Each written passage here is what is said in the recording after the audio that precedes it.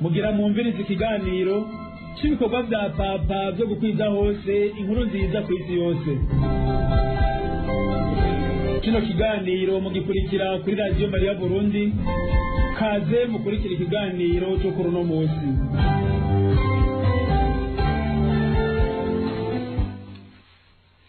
Mwiriwe amahoro ya Kristo, mwebwe mwese bakunze bisameze mu byo Bikira Maria.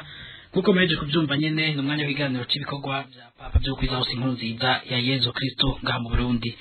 Turi kumwe rero n'umutumire mu kanya pereza tumuhe ikaze aje kudushikiriza igitabo araza kutubwira neza ico gitabo icarisho c'ubutumwa bwo mu mwaka wa 2021 cyane cyane ubutumwa bujanye n'imikangara y'Imana.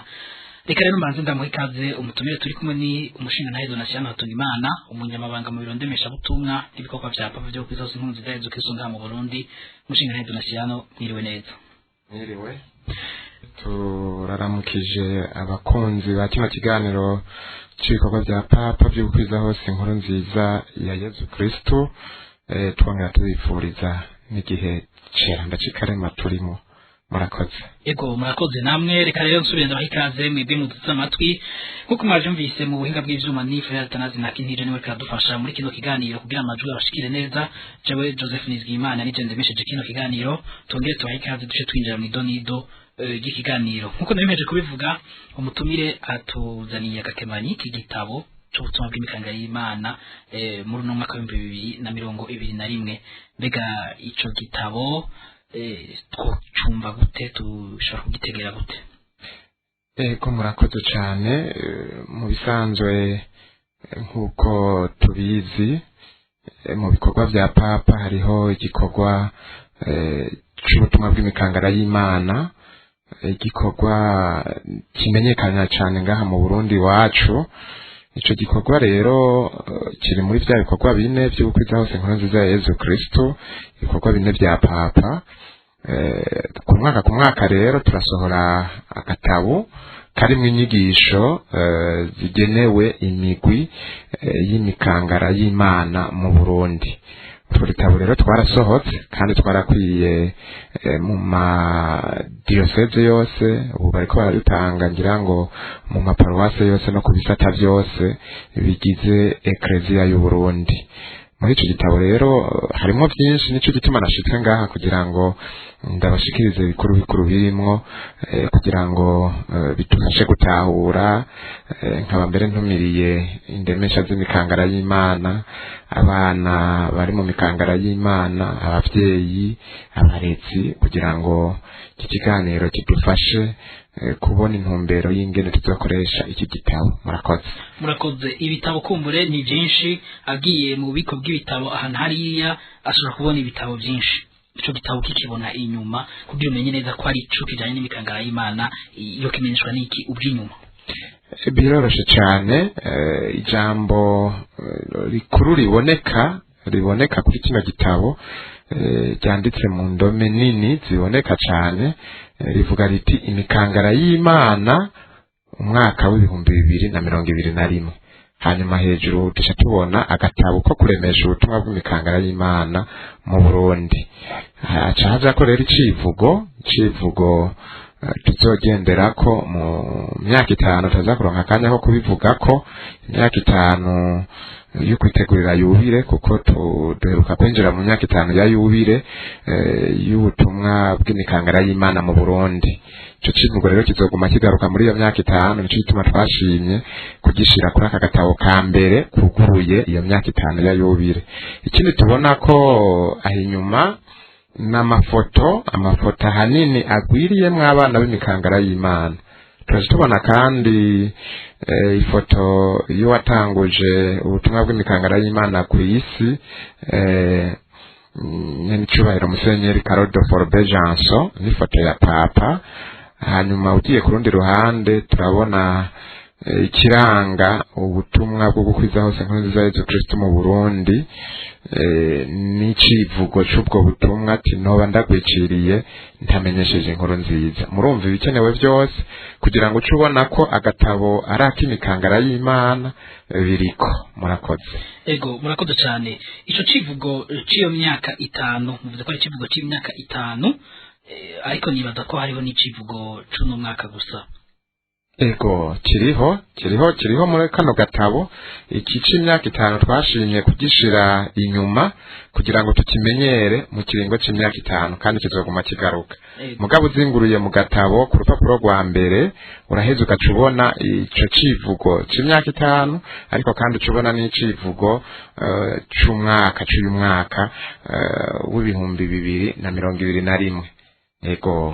Ego murakoze cyane, murashaka kutubwira ico civugo c'imyaka 5 kumbure muce mutubwira ko mutubwire icivugo c'uno mwaka gusa. Ego icivugo c'imyaka 5 twinjiyemwo ni icivugo catowe n'abajeje ubutumwa bwo gukwiza hose inkuru nziza Yesu Kristo mu nama bahuriyemwo mu kwezi kw'icumi ku mwaka uheze. Bari bahuriye Igitega kugira ngo batunganye ingene two kwinjira muri iyi myaka 5 yo kwitegurira yubire y'ubutumwa bw'imikangara y'Imana mu Burundi. Bahavuye rero batora icivugo twogendera ko naco kikaba kivuga kiti umwana wese yabatijwe n'umutumwa wa Yesu Kristo mu Burundi no kw'isi yose. Ico nico civugo tuzogendera ko mu kiringo c'imyaka 5. Ariko rero ku mwaka barahavuye baratora ijambo ndongora butumwa rimeze nk'icivugo rishimikira hanini kuri iki civugo c'imyaka 5.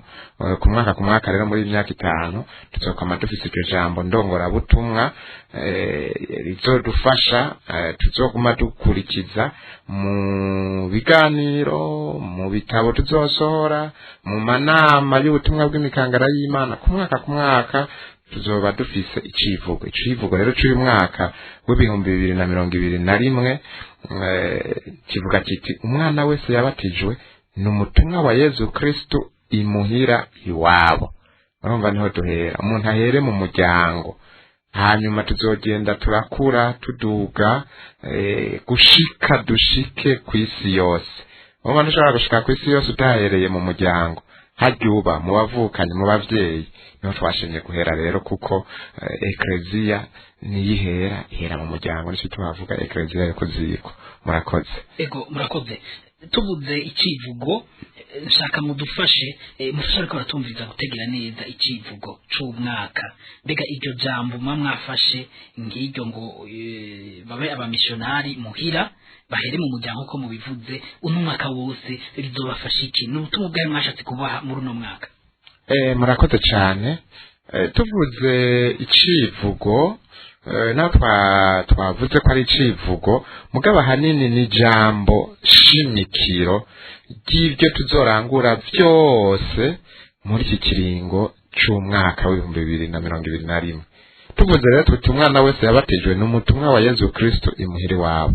Nuko tuzi yuko umuntu wese yaronse batisimu uko ari kose, aba muto canke mukuru, aba umwana canke ubukuze, n'umutumwa wa Yesu Kristo. Naho duhera cyo gituma tutoshobora kuvuga tudahereye aho, kuko niho hari novuga intango yuko umuntu ahamagariwe kumenyesha inkuru nziza.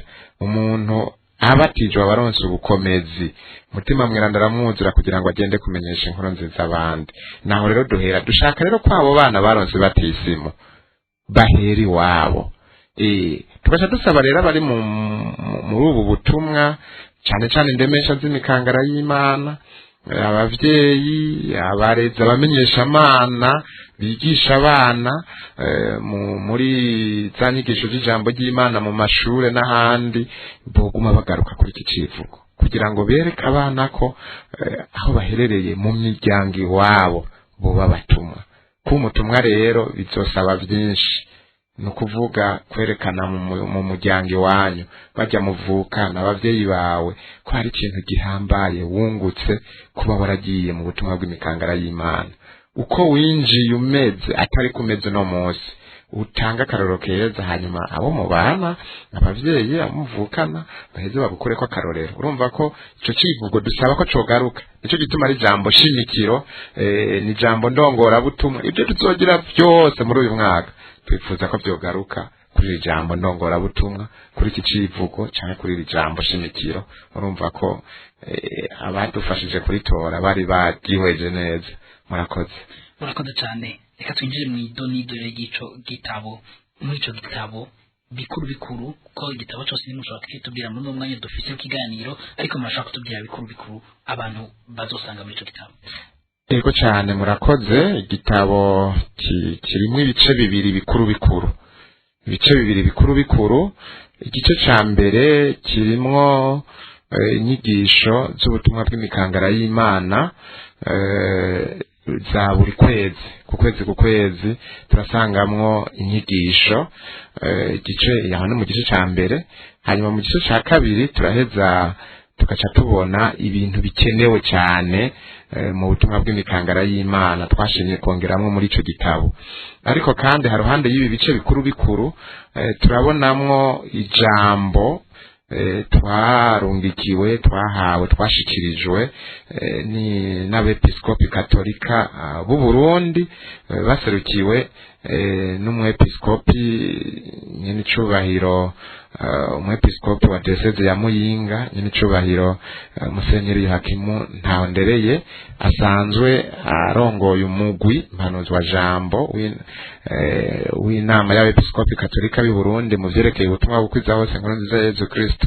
Ijambo yashikirije ritwinjiza muri ya myaka 5 ya yubile, yo kwitegurira yubile. Ni jambo rikomeye cyane ryugurura iyo myaka 5 twarashimye kurishira muri kino gitabo, kandi biri muri iryo jambo nibizodufasha mu kiringo cy'imyaka 5.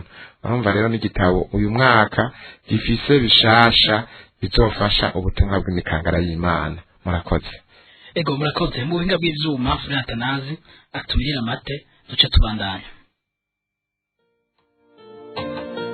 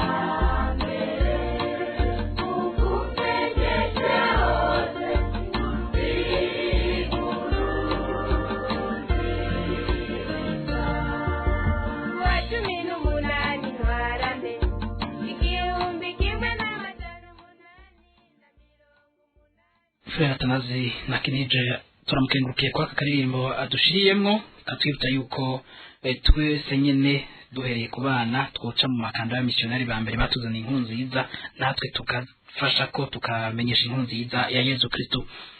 Nkuko rero mwavyumvise mu ntango za kino kiganiro mutumire kandi dushikiriza ibijanye n'agatabo ubutumwa bw'imikangara y'Imana ngaha mu gihugu cacu c'u Burundi buzoheza bukisunga. None rero turashaka gusangira ijambo na mwebwe mwese muriko muratwumviriza mukabaza canke mugaterera muri kino biganiro c'uno munsi ngo murashikiza nimero mushobora kucako mu ntumbero yo kubaza canke guterera.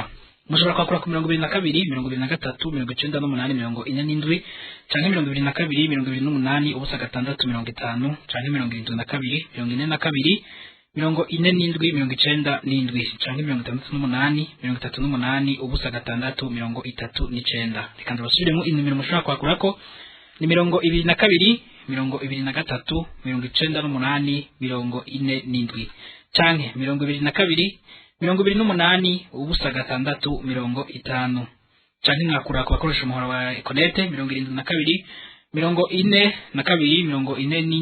42 abakoresha umuhora wa limite mushobora kwakura ku 68 ubusa 639. Ndashikize inimero mushobora kwakura mushobora kwandika ko ubutumwa busanzwe cyangwa mukandika kuri WhatsApp ni 76 amajana 532 amajana 76. Nimero ya nyuma ngoma ndabasubiremo muyandika ko ubutumwa busanzwe cyangwa ubutumwa mwandika kuri WhatsApp ni 76 amajana 532 amajana 76. Mukurindira dusaba mutumire n'ubu nyene abandanya dushikirize ibi muri ako gatabo. Ego murakoze cyane nari navuze ko igitabo kigizwe n'ibice bibiri bikuru mu gice ca mbere ni inyigisho dushikirizwa ku kwezi muri uyu mwaka w'2021. Mu kwezi kwa mbere rero twashimye inyigisho ivuga iti kumwe n'akana Yezu tube abamissionari mu gushikana umuco w'inkuru nziza mu miryango yacu. Iyi nyigisho turazi ko imikangara y'Imana n'indemesha zabo bayibayemwo kuko mu kwezi kwa mbere kose ni kwa kwezi baja mu mihana kumenyesha inkuru nziza ya Yezu Kristo, bagiye kubashikiriza ivuka rya Yezu no kubasaba intererano ishigikira abandi bana bari mu bihugu bitandukanye byo ku isi batagira shinge na rugero. None rero barabibayemwo, murumva muri ukwezi kwa mbere barabibayemwo, hariho n'agatabo k'indinganizo twarabarungikiye. Mu kwezi kwa Ruhuhuma, kwezi kwa kabiri, inyigisho ivuga iti tuba abanyakigongwe nka Data wo mwijuru duhereye mu miryango yacu. Murumva ko izi nyigisho kenshi zigaruka kuri ca civugo mu miryango iwacu muhiri wacu, biguma bigaruka. Mu kwezi kwa gatatu kwa Ntwarante, inyigisho tuzoshimikirako ivuga iti ukwemera kwanyu ni kurangwe n'ibikorwa. Kwemera kwanyu ni kurangwe n'ibikorwa.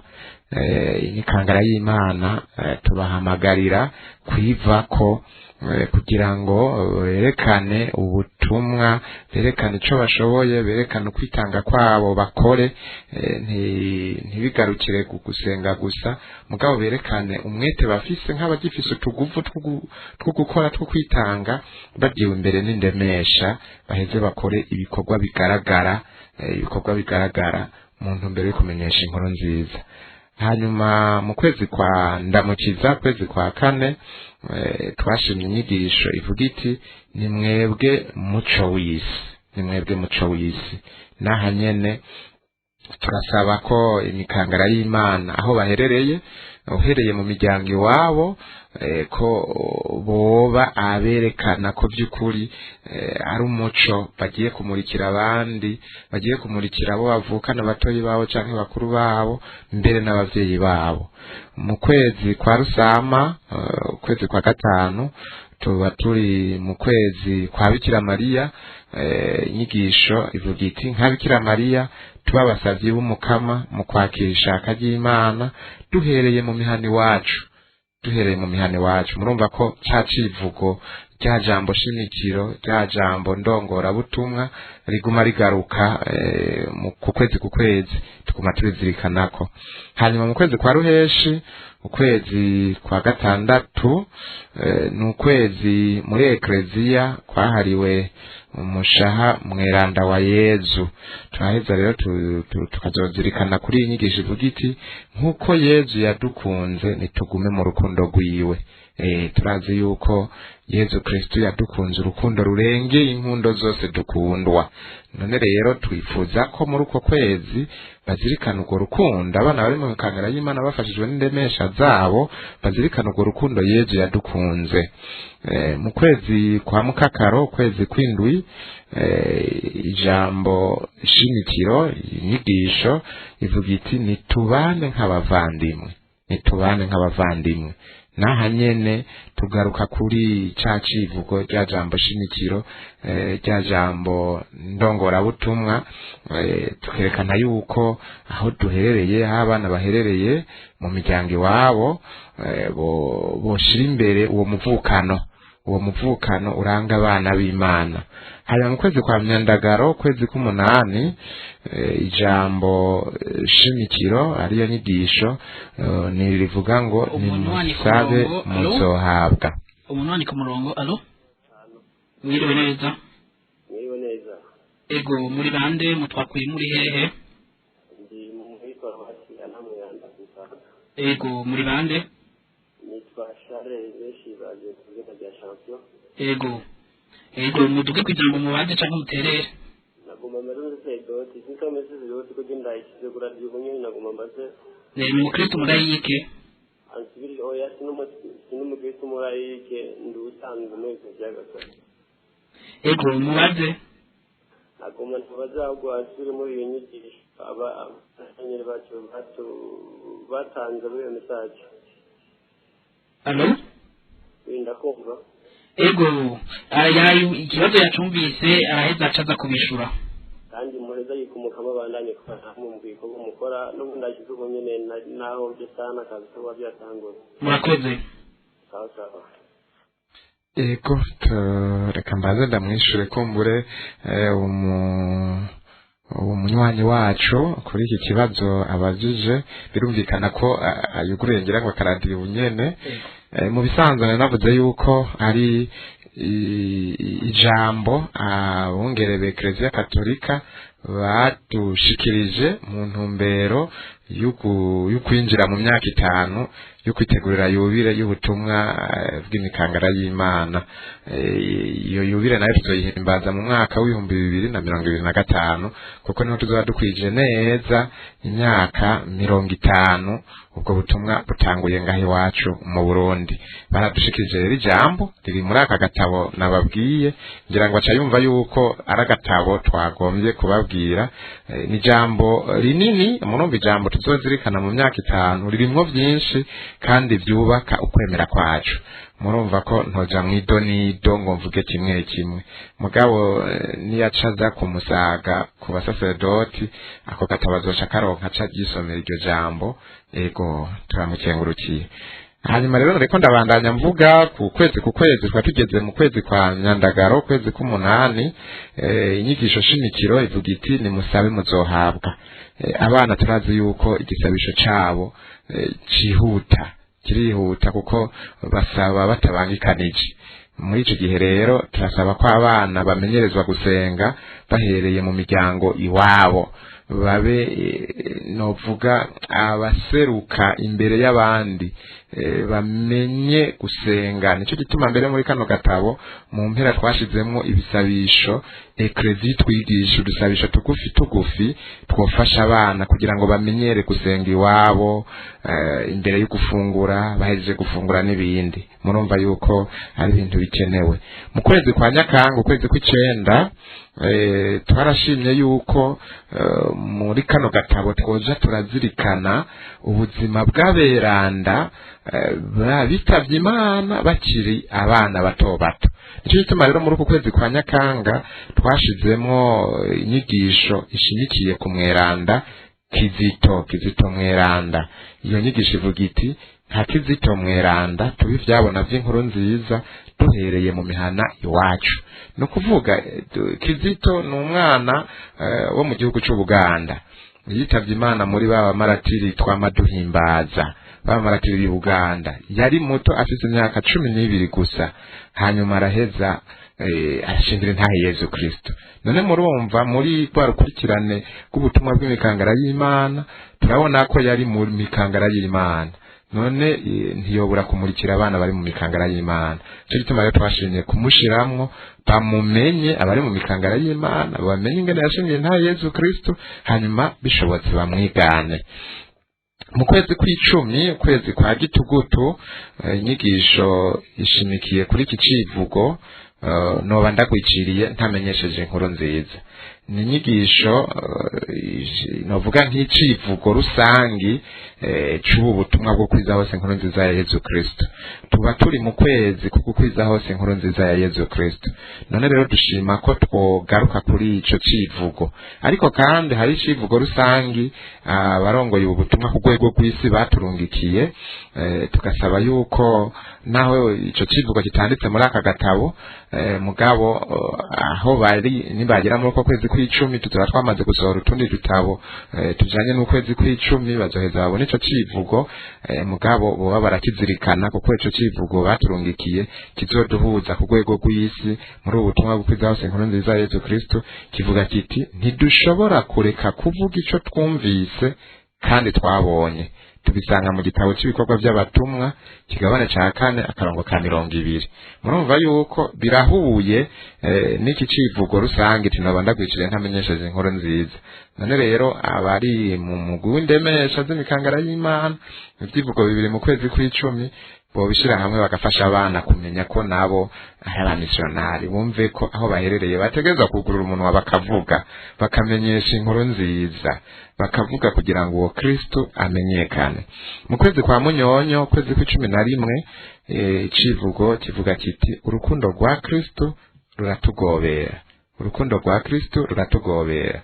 Aha naho twashimye kuzirikana naho nyene ubuzima bw'umweranda. Bazobibona mu gatabo. Iki ni icivugo ca Francisco Xavier Mweranda. Francisco Xavier Mweranda tuzi yuko ari umuvunyi w'abamissionari, umuvunyi w'abamissionari. None rero kubera ari umuvunyi w'abamissionari twifuza yuko ukwitanga kwiwe ko muri kiri mikangara y'Imana bamenye uwo muntu yitanze kugira ngo inkuru nziza ikwire hose, uwo Francisco Xavier. None urwo rukundo rwa Kristo niko rudusunika tugenda kumenyesha inkuru nziza duhereye mu miryango iwacu. Hanyuma mu kwezi kwa Kigarama, ukwezi kwa 12, tuba turi mu kanyamuneza hanini ka Noeli. Murazi ko ari ukwezi duhimbazamwo Noeli. Twashe dushima inyigisho ivuga iti nk'abungere n'abamajusi tumenyesha inkuru nziza aho turi hose duhereye aho tuba mu mihani wacu. Murumva yuko mu mwaka wose ku kwezi tuzoguma tugaruka kuri ca civugo cy'uyu mwaka w'2021. Murakoze. Ego murakoze cyane. Muratubwiye icivugo cyangwa ngira ngo nubundi n'ijambo nshimikire nkuko mwabigisubiye neza tuko turavuga icivugo ca buri kwezi umwaka wose urarangiye mwaka w'2021. Muri ico gitabo nivyo byonyine tuzosangamwo canke hari ibindi dushobora gusangamwo bifasha mu bwo butumwa. Murakoze cyane. Ibi nivyo novuga bikuru ni inyigisho yo ku kwezi igabuye mbere mu bice 4. Aha navuze inyigisho canke ijambo shimikiro bazoshimikira ko mugabo ku kwezi iyo nyigisho iri mu bice 4. Hariho ijambo ry'Imana rihuye niyo nyigisho, hagaca haba kuri zirikana, ico ni igice ca mbere. Hanyuma hakaba gusabikanya iyo nyigisho. Hanyuma ugira gatatu hakaba intahe z'imikangara y'Imana hirya no hino ku kwezi. Hanyuma ukwezi kugasozerwa n'igisabisho kigufi.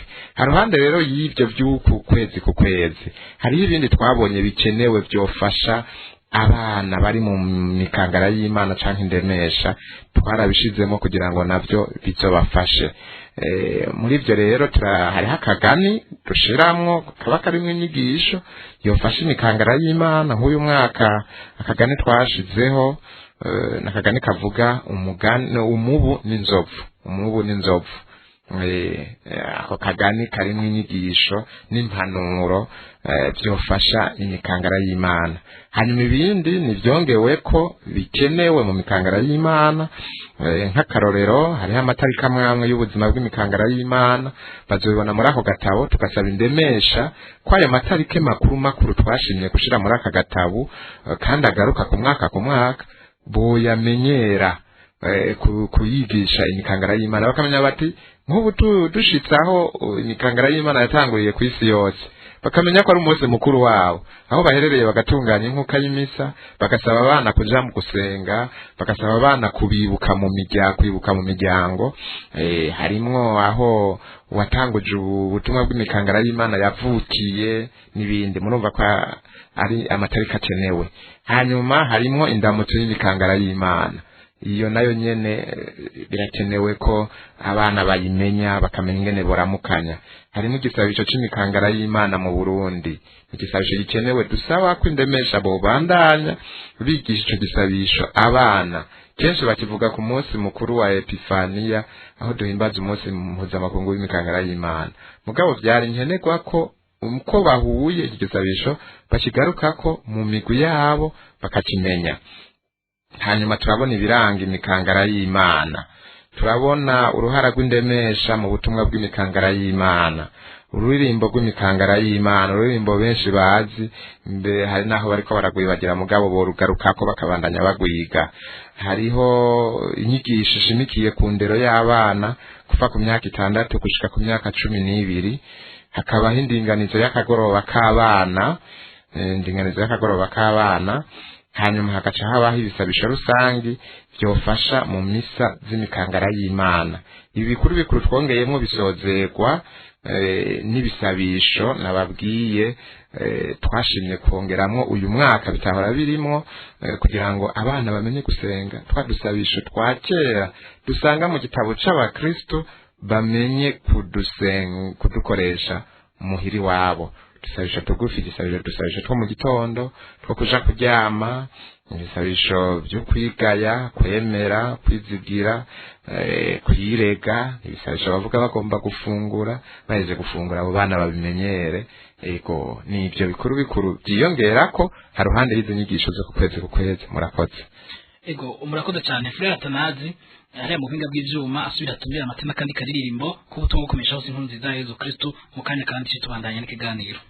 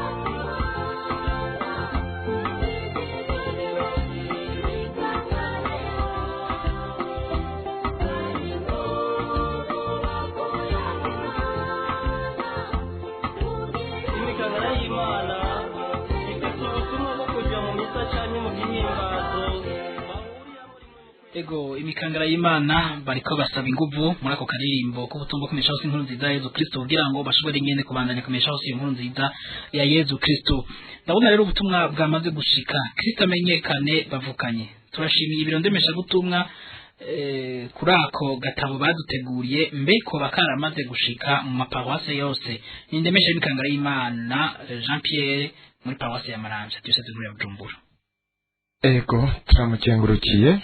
Ego utwo dutabo twaraturungitse mu madiyoseze yose, twizeye ko bariko baradukwiragiza mu maparuwase kuko bisaba umwanya. Twe twaraturungitse kandi nka hose baramaze kuturonka. N'udutabo rero turiko turakwiragira, yoheza agacaza kubaza ku paruwase, kuri paruwase akamenya ko twaba twarashitse canke tutarashika, batusha bamuha umuco abasaseredoti. Murakoze. Ubundi yagize ati tugire Kristo John Esperance ku Musaga, shaka kubaza ingene imikangara y'Imana itandukanye na mukama amenyekana mu butumwa bw'abana. Murakoze. Murakoze cyane, turamukengurukiye. Imikangara y'Imana sumugwi sumuhari indinganizo y'Ekleziya, n'ubutumwa bw'Ekleziya kandi n'ubutumwa bukwiye hose mu maparuwase yose, mu madiyoseze yose agize Ekleziya ikwiye kw'isi yose.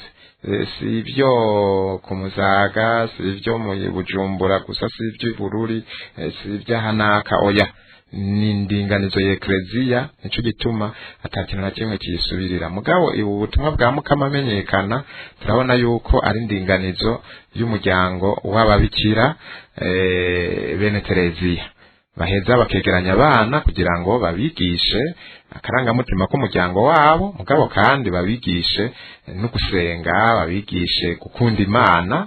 Ni byiza cyane. Ni nka kujya kw'iyindi mihari ivuka mu maparuwasi, imigwi y'abana, mugabo biratandukanye cyane n'ubutumwa bw'imikangara y'Imana. Tije tuma rero bari muri mukama amenyekana ntibabujije kuja mu mikangara y'Imana, kuko muri imikangara y'Imana n'indinganizo y'Ekleziya. Si nivyo gusa, mbere nciye ntanga n'umuco n'abandi bana bari mu butumwa bwa paruwase byari nkenerwa ko baca baja mu mikangara y'Imana. Aba batambira amana, biyerekera amana, abakorezi, amakorare y'abana, bose bari kugira urunani rumwe muri ubwo butumwa bakora, bakabukoraniriza mu mikangara y'Imana. Niko byategereza. Ari amaparuwasi yamaze kubitahura, padiri mukuru afata ingingo ati ntimukora ubutumwa mutari mu mikangara y'Imana, kuko murumva nk'uko mwabyumvise n'ubutumwa bushigikiwe kandi butunganijwe kuva hejuru gushika hasi. Mwumvise ko nabungere bacu babufise ku mutima, mbere bawutumenyesha n'ijambo ritanga intumbero yabwo. None rero si utuntu twa padiri muri paruwase runaka, si utuntu twawe tumumenyesha amana, oya n'indinganizo y'Ekleziya. Biratandukanye rero niyo yindi migwi twumva mu maparuwasi n'ahandi, mugabo nayo ni myiza kuko ikora ubutumwa muri Ekleziya, mugabo biratandukanye n'ubutumwa bw'Ekleziya yose ikwiye kw'isi yose. Murakoze. Ego murakoze cyane, kandi ngira ngo ubutumwa bw'imikangara y'Imana bufite indinganizo iva ya kwa papa ngo ari kwa cha papa. Yego cyane, indinganizo iva hejuru gushika mu mibano Kristo. Nico gituma na mu gatabo mwumvise harimwo ninjiye mu idonido, harimo indinganizo y'akagoroba k'abana. No kuvuga ni nk'umubano Kristo w'abana hariya mu miryango, mu mihana. Yego murakoze cyane. Ubundi ati ndidemesha yo mu mabanda. Nukuri ico kiganiro kiraduhimbara cyane. Nitwa Anselme Hakizimana, ni intererano sikibazo. Ubundi ati nije imbere Jean muri paruwase Mabanda, secteur Uganda. Ako gatabo murabona neza ko kazofasha abakristo barayike kwitabirira neza ibikorwa by'imikangara y'Imana. Ego turamukengurukiye. Mu bisanzwe agatabo kagenewe ubwa mbere indemesha z'imikangara y'Imana, n'agatabo gafasha imigwi y'imikangara y'Imana. Kagenewe indemesha, hanyuma indemesha zimaze kubona ibirimwo zigaheza zigafasha iyo migwi y'imikangara y'Imana kugira ngo yitunganye mu nyigisho, mu bikorwa by'ubutumwa mu kiringo cy'umwaka wose. Abakristo rero bakipfuza bashobora kubaza ku paruwasi ingene bokaronka, mugabo urumva abambere kagenewe nizo ndemesha z'imikangara y'Imana. Tuvuze indemesha rero ntibumve ba bandi bafasha imikangara y'Imana gusa. Indemesha ni guhera ku basaserdoti. Abasaserdoti muri paruwase nibo ndemesha za mbere, abavyeyi, abamenyeshamana bihebeye Imana. Murumva n'imigwi myinshi iremesha ubwo butumwa. Ego murakoze cyane.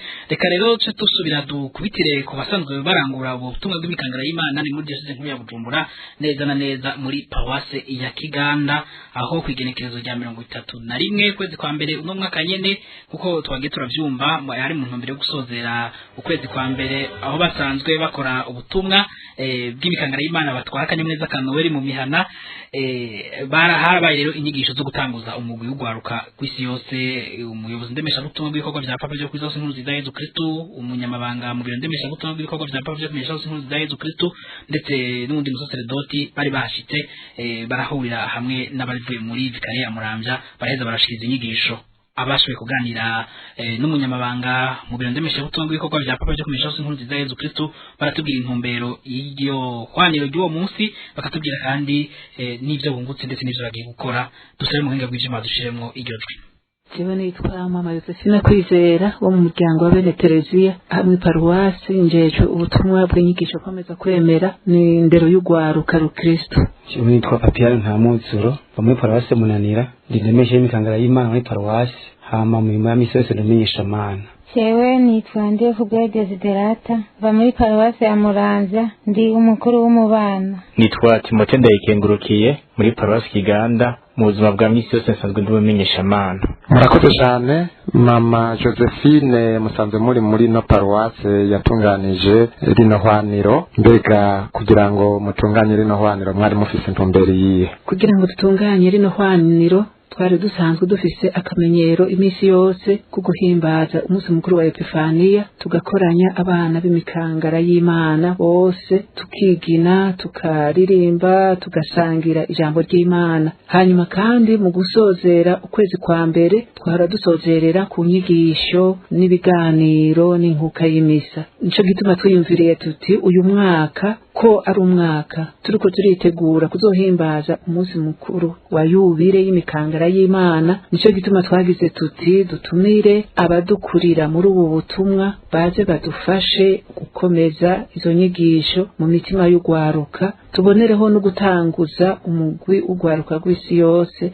ngaha mu paruwasi wacu. Igitigiri kinini c'abakuze c'abana c'ugwaruka bose bumvise izo nyigisho. Murakoze cyane. Tuvuze yuko batunganije rino hwaniro mu ntumbero yuko boza kubafasha kwigisha, hakaba no gutanguza umugwi w'ugwaruka rw'isi yose. We nawe usanzwe urugwaruka, mbega inyigisho bumvise hari icyo byagufashije nko gwaruka? Inyigisho twumvise uno munsi zamfashije cyane, kuko zanyigishije ko kuba umumisionare bidasaba kuja mu makungu, mugabo umuntu ahera ahaherereye hose, kandi tukumva yuko twebwe ugwaruka turugwaruka rwa Ekleziya, inkingi za Ekleziya z'ejo, kugira ngo Ekleziya ibandanye itera imbere n'abataramenya Yezu Kristo bashobore kumumenya atangorane bishiye kuri twe kugwaruka. Wewe nawe urugwaruka waserukiye abandi mu paruwasi imwe iri muri aya maparuwasi agize vikariya ya Muramvya, icyo ugiye gukora nk'ugwaruka kugira ngo Kristo amenyekane aho herereye n'igiki? Ego bisubiye nko kunyigisha bagiye baraduha, ngira ngo bagiye baradusigurira, nanje nzogerageza kubwira abandi bana urundi gwaruka rutumbereye, ndetse si ugwaruka gusa n'abakuze bose nzogerageza kubigisha ijambo ry'Imana, ndabereke umuco mwiza bashobora kugendera. Yego tugire Kristo. Naganze Kristo. Nawe usanzwe uri ndemesha y'imikangara y'Imana, wumvise yuko abana barenze imyaka 15 bari muri ubwo butumwa bw'imikangara y'Imana baca baja ubwo nyene mu mugwi ugwaruka rw'isi yose. Ugiye gukora iki kugira ngo ufashe abo barenze iyo myaka aho herereye kugira ngo uwo mugwi ugwaruka rw'isi yose utangure? Ciwe icyo ngiye gukora ubwa mbere nko mu gukora rw'isi yose, kubera mu mwaka uheze tuba twatanguye kumera nk'abegeranya, twageze no kugira udukino mbere kugira turebe yuko uwo mugwi wokomera. Ubu rero niko ndose inyigisho zikwiye kuri bo, zoca ndabegeranya neza, hama ndabasigure neza inyigisho ubutumwa bwabo, kugira ngo ube umugwi munini hanyuma ubutumwa buce bukwira muri paruwase yose. Mama Josephine, mwebwe mwatunganije rino hwaniro, murabona by'ukuri ko intumbero mwari mwihaye yashitse ku buryo mushobora kuvuga muti turabona yuko icyo twifuza mu gutunganya rino hwaniro cagiye mu ngiro, murabona ko ibyo mwifuza byatunganye neza? Ego cane, tubanje gukengurukira umukama yadufashije tukaronka agaco. Ikintu ca mbere kitwemeza ko ivyo twari twifuje vyashikiriwe neza nuko habonetse igitigiri kinini c'abakurikira izo nyigisho. Kare twari dusanzwe tuzivuga mugabo tukazivuga ari twebwe kumbure haraho bo kwiyumvira bati ivyo bintu bishasha vyo bije biva hehe, mugabo ubu bavyumvise mwijwi ry'abasaseredoti, mwijwi ry'abahawe ubwo butumwa bwo kumenyesha inkuru nziza ya Yezu Kristo ngaha mu Burundi bwacu. Ico ni ikintu ca mbere gituma abavyumvise bose bafise umutima uguhera ubwa mbere aho baba kugira ngo Yezu Kristo amenyekane. Ku ruhande rw'iwacu naho twari twarateguye twararinganije urundi rwaruka abaserukira abandi mu mashure mu bisata baje bavuye muhira baje kumvirizanya umwete ivyo bazoshira abandi. Ubu rero haciye iminsi itari myinshi cane tuzokongera tubatumeko tuvugane dusubire turabe icyo bategereye icyo batategereye mu nyuma dushe dutanguza iyo migwi y'ugwaruka rw'isi yose muri paruwasi yacu ya Kiganda. Turakengukiye cyane rero ababashe kuganira n'uyu munyamabanga ndemesha butumwa n'uyu munyamabanga mu biro ndemesha butumwa bw'ibikorwa bya papa byo kwizaho inkuru nziza ya Yezu Kristo. Murumva yuko ubutumwa bw'imikangara y'Imana buriko buratera gukorwa nk'uko yabitubwiye. Noneho ko turasuze kwezi kwa kabiri, umva ntibayi bicaye ariko bari ku kivi. None rero dutaye mu buhinga bw'ivyuma dushiremo akaririmbo mu kanya tutari tuja ku musozo w'ikiganiro. Bakabona kugendera imiryango bakegeranya amaturo bakagaruka mu isenga bavugiraho igisabisho gutyo bagaca baje gushikana ibyo begeranije byose. Nimuze natwe tubashigikire.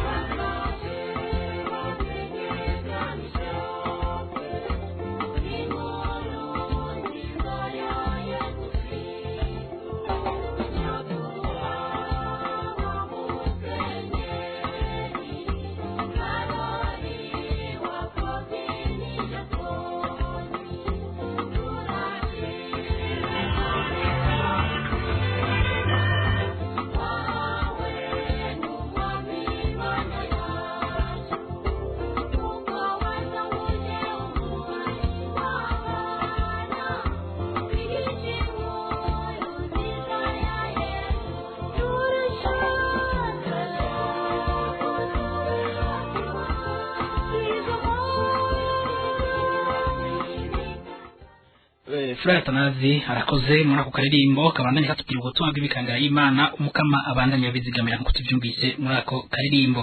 Mwatubwiye yuko mu vyongoye ko muri ico gitabo harimwo umugani ngo umugani w'umubu n'inzovu. Bega umugani mu gatabo k'imikangara y'Imana uje kuvuga iki? Mu majambo make ni iki tuzosanga muri uwo mugani uzofasha iki abana canke abafasha abana muri ubwo butumwa? Murakoze cyane. Uburyo bwo kwigisha ni bwinshi cyane cyane abana. Hariho utuntu tubaryohera abana bumvise ibi bikoko ni imvugo ngereranyo dukoresha mugabo kandi bishobora kuba birimwo inyigisho idasanzwe. Muri uyu mugani rero umuganugana kariho baratubwira umubu n'inzovu, bakatubwira ingene inzovu yiyemeye ku mubu ko ayikomeye ihambaye, ariko umubu nawo ukagerageza kwereka inzovu ko naho inzovu ihambaye, umubu nawo ukoresheje ubuhinga bwawo ushobora kubangamira inzovu. Inyigisho rero ihambaye irimwo nuko muri uyu mugani batubwira ingene byahavuye bitana mu mutwe inzovu n'umubu, hanyuma bikarangira inzovu ipfuye n'abana bayo n'umugore wayo bagapfa kubera ukwiyemera kwayo. Murabona umubu n'agakoko kaguruka kataboneka, kaza karahenda inzovu kubera ari urukoko runini, aho umubu utarukiye rukagenda uruzovu rwitayo rugasanga ruriko ruragananga abana, bagasanga ruriko rukubita ujya muntu wawo umugore, bose barapfa, umugore n'abana, n'iyo nzovu iruhira gupfa. Inyigisho rero irimwo nuko twereka imikangara y'Imana ko bogira umutima wo kubaha abandi, ntibakengera abandi, ntihagire uwo bakengera ngo nuko ngo afise amagara make, nuko atanga uva afise, ahubwo umwe wese mu ngabirano Imana yamuhaye, izo ngabirano bakazikoresha mu gukuzanya, umwe wese akazikoresha kugira ngo akuze abandi, afashe abandi. Niyo nyigisho ahanini irimwo duhamagarira imikangara y'Imana ko mu bukomezi Imana yabahaye bukoresha kugira ngo Kristo amenyekane, ariko kandi babukoreshe ubwo bukomezi, izo ngufu bazikoreshe kugira ngo bafashe abandi gutera imbere mu kwemera kwabo mu bukristo bwabo. Murakoze cyane cyane ko muhereje kuri impanuro bazosanga muri ico gitabo ko muri bazoheza baronka akanya bagisome neza. Mwamaze kuvuga aho bazogisanga, mugabo hari ijambo kumbure mushobora kuba mushigaje mutubwira mu gusozera ijanye n'ico gitabo n'ubwo butumwa kandi bw'imikangara y'Imana n'ukuntu mbere bazoheza bakagikoresha naho bazogisanga. Ego cyane, bwa mbere aho bashobora gusanga ico gitabo navuze ko ari mu maparuwasi, bazoheza begere abasaserdoti, noneho ntibazorinda babegera, ni ibitabo turungika mu migwi, bishikiriye abasaserdoti baheza bagaca bishira mu migwi y'imikangara y'Imana. Mugabo wokenera kukirondera ari umukristo yoheza agashikira abasaserdoti bakakimuronsa. Hanyuma mu gusozera ahanini tugaruka kuri rya jambo rya Yezu Kristo, ijambo dusanga mu Njiri ya Matayo kigabane ca 19 akarongo ka 14, aho Yezu avuga ati reka utwana tunyegere ntimutubuze kuzi wanje, kuko ubwami bw'ijuru ari ubw'abameze nkatwo. Murumva Yezu Kristo wenyene mu nyigisho yiwe ahamagara ko abana bo bareka bakaja kwa Yezu. None rero abavyeyi twobatumirira kurungika abana mu mikangara y'Imana baje kwa Yezu, kuko kwa Yezu niho bavoma vyose. Sinivyo mbere turabona ijambo Papa Pio w'icumi mwikete yandikiye abakristo b'abakatolika hari mu mwaka w'igihumbi kimwe amajana 913, niwe atubwira ati twifuza ko abana bose b'abakatolika bo kwinjira mu butumwa bw'imikangara y'Imana kugira ngo baharonkere indero nziza n'inema nyinshi Imana izoshungururira mu ngo z'abavyeyi babo. Murumva ko n'abarongoye Ekleziya ubu butumwa bw'imikangara y'Imana babufashe nka nkama. None rero akakamo ka Yezu Kristo mbere gashigikirwa n'iri jambo rya Papa Pio w'icumi yarungikiye abakatolika mu mwaka w'igihumbi kimwe amajana 913, tworifata nka nkama cyane cyane abavyeyi. Umwana wese yabatijwe, murumva noneho ubu civugo tuzogendera ko mu kirengo cy'umwaka w'2021 kirabivuga neza nuko umwana wese yabatijwe yoba umutumwa wa Yezu Kristo mu muhane wabo. Neze hamagariye abavyeyi ndemesha badufashe kugira ngo abana bose baje muri ubutumwa bw'imikangara y'Imana. Murakoze. Ego murakoze mushingana Edo na Shana Imana umunyamabanga mu biro ndemeshabutumwa bw'ibikorwa vya papa vyo kunyesha umunsi da Yesu Kristo ngaha mu Burundi. Ndabakengurukiye kuri aka gatabu mwaduteguriye mukaba kanadushikirije, twizigiye yuko hanyuma ko ari inyigisho za buri kwezi muzogaruka ku bandanye muduha umuco. Ego murakoze namwe nimwadutumira tuzogamburuka. Murakoze cyane, reka nkengurukiye kandi abo bose bari bateze amatwi insamizi z'umuvyo wacu Bikira Mariya, cyane cyane kino kiganiro cy'ibikorwa vya papa vyo kwiza hose nziza ya Yesu Kristo. Nkengurukire abashoboye kwandika ubutumwa, eka ngiye kusaba n'imbabazi abanditse ubutumwa ariko kubera imvo z'umwaka tudashoboye kubusoma, tukazoheza tukazobusoma mu biganiro bizokurikira ku gatandatuza. Reka nkengurukire kandi na Shawe wo kumusaga yatwakuye muri kino kiganiro cuno munsi cyari kiremeshejwe na jewe Joseph Nizwimana. Ndabahisanga ku gatandatuza isaha 10:30. Murakoze, umukama abahezagire.